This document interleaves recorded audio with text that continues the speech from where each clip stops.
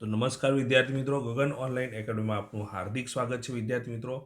તો અત્યાર સુધી આપણે પ્રકરણ નંબર 7 જે છે એના 2 પાઠ આપી દીધેલા છે વિદ્યાર્થી મિત્રો.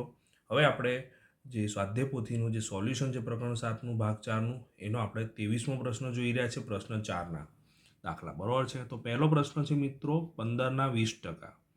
તો વિદ્યાર્થી મિત્રો 15ના 20% એટલે 15 ગુણ્યા 20ના છેદમાં શું આવે? 100 થાય વિદ્યાર્થી મિત્રો. ટકા દૂર કરીએ તો 0 0 ઉડી ગયા. તો 15 દૂ 30 થયા અને છેદમાં 10 આવે વિદ્યાર્થી મિત્રો. ફરીથી 0 0 ઉડી ગયા એટલે જવાબ શું આવશે? 3. ખ્યાલ આવ્યો કે નહીં? તો આપણા પ્રશ્નનો જવાબ આવશે 3. આગળ 1 કલાકના ટકા કેટલા ટકા? બરોબર, કેટલા ટકા 30 મિનિટ થાય? 1 કલાકના કેટલા ટકા ખાલી જગ્યા ટકા 30 મિનિટ થાય? તો આપણે લખીએ ભાઈ 1 કલાક એટલે 60 મિનિટ. તો 60 મિનિટના આપણે લખીએ 60 મિનિટના x ટકા શું થાય? 30 મિનિટ થાય. શું થાય? 30 મિનિટ એમ લખ્યું, બરાબર છે. તો અહીં આપણે વિદ્યાર્થી મિત્રો 60 ગુણ્યા એક્સના છેદમાં 100 લખ્યા, બરાબર. શું આવ્યું? 30 આવ્યું. તો 0 0 ઉડી ગયા, 6 છેદમાં જશે અને 10 અંશમાં જશે. તો એક્સ બરોબર 30 તો લખ્યા, જોડે 10 પણ આવ્યા, છેદમાં લખ્યું 6. તો 6 પંચા 30. તો 5 ગુણ્યા 10 શું થશે? 50 થશે. તો 5 દાન 50, તો 50%. 1 કલાકના 50% વિદ્યાર્થી મિત્રો શું થાય? 30 મિનિટ થાય. ખ્યાલ આવ્યો કે નહીં? નેક્સ્ટ પ્રશ્ન તરફ જઈશું. એક શહેરની કુલ વસ્તી 45%, કુલ વસ્તીના 45% પુરુષો છે, 40% સ્ત્રીઓ છે. તો બાળકોની ટકારી શોધો. તો વિદ્યાર્થી મિત્રો કુલ વસ્તીની ટકારી, તો કુલ વસ્તી કેટલી હોય? 100% હોય કે ના હોય? બરાબર છે. હવે પુરુષોની વસ્તી 45% છે, બરાબર છે. સ્ત્રીઓની વસ્તી 40% છે. Okay, right. અને બાળકોની ટકારી આપણને ખબર નથી એટલે એક્સ લખી નાખી, ટોટલ તો 100% થશે. 45 અને 40 કેટલા થશે વિદ્યાર્થી મિત્રો? 85% થશે. શું થશે? 85% વત્તા એક્સ બરોબર 100%. 85 સામે એટલે માઇનસ થઈ જશે એટલે એક્સ બરોબર 100 ઓછા 85 એટલે કેટલા થાય વિદ્યાર્થી મિત્રો? 15%.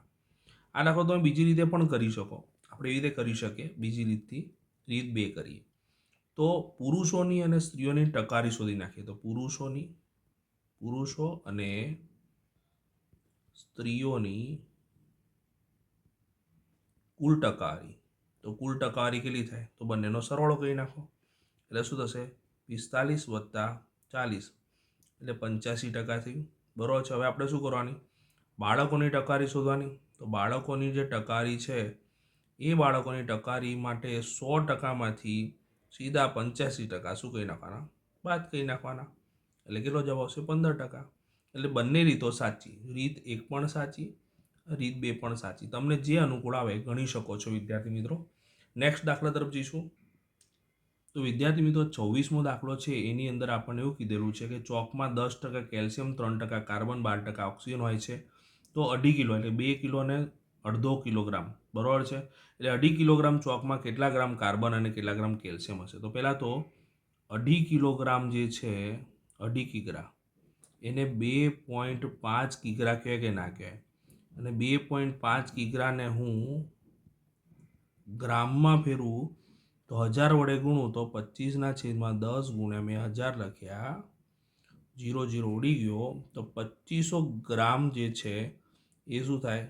ચોકનું વજન થયું. હવે એની અંદર મારે શું શોધવાનું છે? કાર્બનનું પ્રમાણ શોધવું છે અને કેલ્શિયમનું પ્રમાણ શોધવું છે. તો પહેલાં લખીએ કાર્બનનું પ્રમાણ. તો કાર્બનનું પ્રમાણ, જેનું પ્રમાણ? કાર્બનનું પ્રમાણ શું થશે? તો જે 2500 ગ્રામ છે એના કેટલા ટકા? તો જો કાર્બન કેટલા ગ્રામ છે, કેટલા ટકા છે? 3% છે. એટલે મેં શું લખ્યું? 2500 ગ્રામના કેટલા ટકા? 3%. તો 2500 ગુણ્યા 3ના છેદમાં 100 આવશે. 100 આવશે વિદ્યાર્થી મિત્રો. 2 મીંડા ઉડી ગયા એટલે 25 તરી 75 એટલે 75 ગ્રામ શું હશે? કાર્બન હશે, બરાબર છે. હવે જ પણ કેલ્શિયમનું વજન શોધીએ, કેલ્શિયમનું પ્રમાણ શોધીએ. તો કેલ્શિયમનું પ્રમાણ વિદ્યાર્થી મિત્રો, કેલ્શિયમનું પ્રમાણ શું થશે? તો કેલ્શિયમનું પ્રમાણ 2500 ગ્રામના કેટલા ટકા થશે? જુઓ તો કેલ્શિયમ કેટલા ગ્રામ છે? 10% છે, બરાબર છે. ગ્રામની 10% છે. તો 2500ના 10% લખ્યા. તો 2500 ગુણ્યા 10ના છેદમાં શું લખ્યા? 100 આવ્યા. એક મીંડું ઉડી ગયું તો આપણે જોડે કેટલું આવ્યું? 250 ગ્રામ. તો 250 ગ્રામ શું હશે વિદ્યાર્થી મિત્રો? કેલ્શિયમ હશે. તો ખ્યાલ આવી ગયો વિદ્યાર્થી મિત્રો. તો આવી રીતે તમારે જાતે ઓક્સિજનનું પ્રમાણ શોધવાનું. પરીક્ષા અહીંયા આપેલું નથી, પણ ઓક્સિજનનું પ્રમાણ તમારે શોધવાનું અને કોમેન્ટ બોક્સમાં તમારે મને કોમેન્ટ કરીને કહેવાનું છે કે કેટલો જવાબ આવી શકે. ઓકે, તમારે ફક્ત જવાબ લખવાનો છે કે ભાઈ 250 કે 325 કે જે પણ જવાબ આવે એ ફક્ત આંકડો લખવાનો છે. હું સમજી જઈશ કે તમે આ પ્રશ્નનો જવાબ આ રીતે આપેલો છે. ઓકે, તો વિદ્યાર્થી મિત્રો, તમારા સમક્ષ હું ફરીથી આવીશ અને બીજા દાખલાનું સોલ્યુશન લઈને આવીશ. ત્યાં સુધી આ દાખલાઓ જે છે એને સરસ રીતે રિવિઝન કરો. ઓકે, ત્યાં સુધી બધાને બાય બાય.